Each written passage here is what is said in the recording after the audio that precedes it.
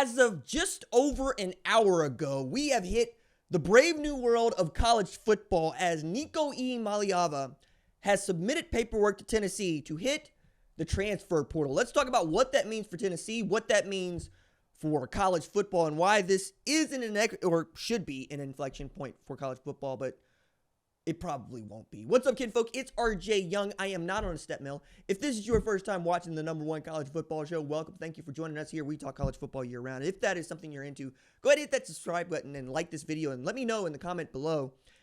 Do you think this was inevitable after what you have learned over the past week about Nico Iamaleava and Tennessee?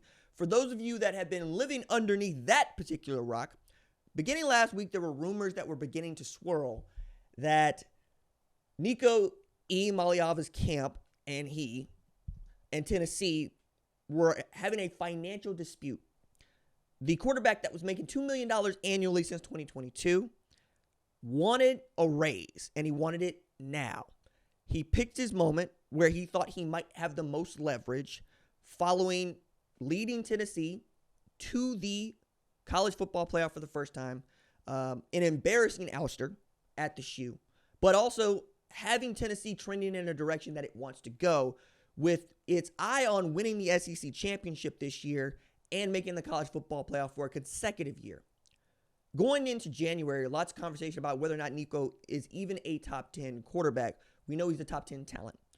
Threw for over 2,600 yards. He had some games where he looked lights out, but he also had some games where he looked pedestrian. And as the season went on, you saw that the run game for Tennessee really stirred the drink. Dylan Sampson and that defense, that defensive line, Tim Banks being a Broyles Award Hall of Famer, but it's all got it because Nico is good enough to be its quarterback. Then by Thursday next, we find out, hey, Nico is really taking this to the wall, even as his father has gone online and said, hey, there's no smoke here. There's no fire here. We don't know what you're talking about. Everybody's happy. Everybody's fine. Friday morning comes, the day before the spring game in Tennessee, and Nico no-showed at practice. And it is the first time, that would be April 11th, that we hear, yeah, Nico Iamaleava is holding out. As of this morning, submitting in paperwork to the transfer portal is just that. It is saying when the portal opens, I plan to be in it. But it also does not feel like a bluff. It doesn't feel like this is the final move to get Nico $4 million instead of $2 million for what would be, I think, his last year playing college football. Unless, of course, you can get paid more. So Tennessee is prepared to let him walk. And ESPN reported they had a team meeting this year, more or less to address, I think, what they expect to happen. Tennessee, as a matter of principle and probably finances, just aren't going to respond to the ransom note that this feels like, which is pay me 100% more money. Because what else are you going to go out there and get if I hit the portal this late in the season? It feels predatory because it is, right? It is. A lot of the business that is done at any level, especially right now, is predatory, and that's the nature of business. Billionaires don't get to be billionaires without being apex predators. This is why when you hear of someone that is a billionaire, you should always meet them with scrutiny. Just as a matter of course, the way in which they were able to acquire those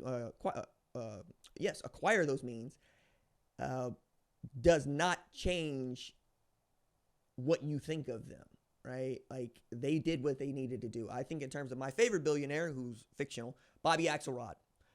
Bobby Axelrod's my favorite billionaire, A, because he's fictional, B, because the way that he went and got it done the only way he knows how, and the only way he wanted to know how. As we see more quarterbacks in particular take this road, I am going to be curious to see how college football fans and the industry responds. Because this should be an inflection point. This should be the moment when not Congress, but college football itself creates a new paradigm, a new set of rules to accurately reflect the moment, but also to protect Tennessee from things like this. And, from, I think, Nico making the decision that would be kind of awful, but necessary at this point, to go into the portal, because wherever he comes out, this story tracks. This story follows him forever and ever. He's the guy that held out first at a blue blood university, and then we'll see what comes out. So if he goes to Georgia, if he goes to USC, if he goes to Ohio State, if he goes to Michigan, if he goes wherever and they win a national championship, there's still going to be a note in it. And winning cures a lot of things. Winning gets you by on a lot. I think the next move better be the best move, but there are not going to be any short line of suitors for this dude, especially as a one-year rental, because of what you saw Riley Leonard and Will Howard do for Notre Dame and Ohio State just last year. On a one-year rental, both of those guys took those teams to the national championship, and neither one of them needed a first-round bye to do it.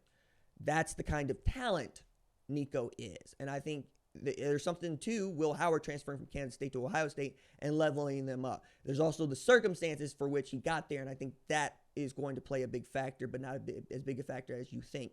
There are going to be so many other places for him to go that's not even going to be funny. But this really got upended when Darren Mensah got paid $8 million the next 2 years to go to Duke from Tulane. And we saw John Mateer get a reported $3 million to go from Washington State to Oklahoma. We saw Carson Beck get another million, between 3 and 4, to go from Georgia to Miami.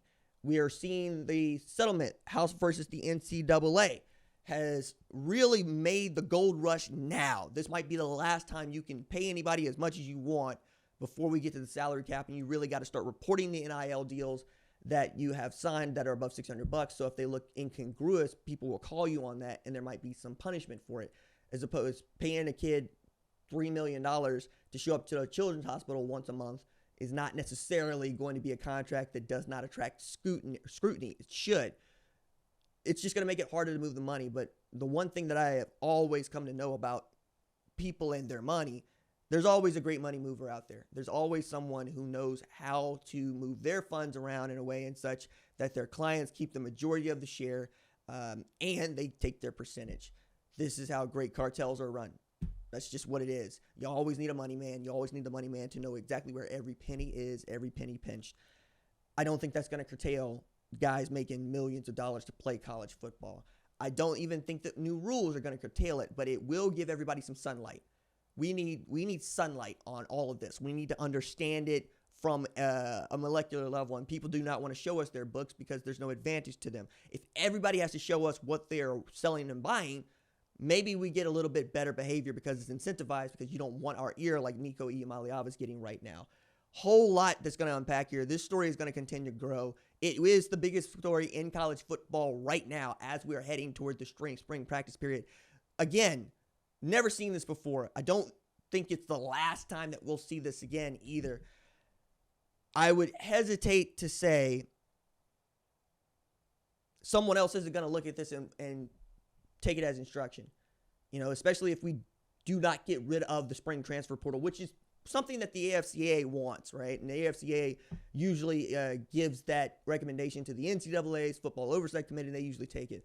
But if you can just sit back and wait to unlock this business strategy in the spring portal and hold your program ransom, more players are going to do that because more agents are going to do that. And one of the things that I've learned about having an agent and working with agents, both literary and entertainment, is there's a reason why they're good at their job when they are good at their job.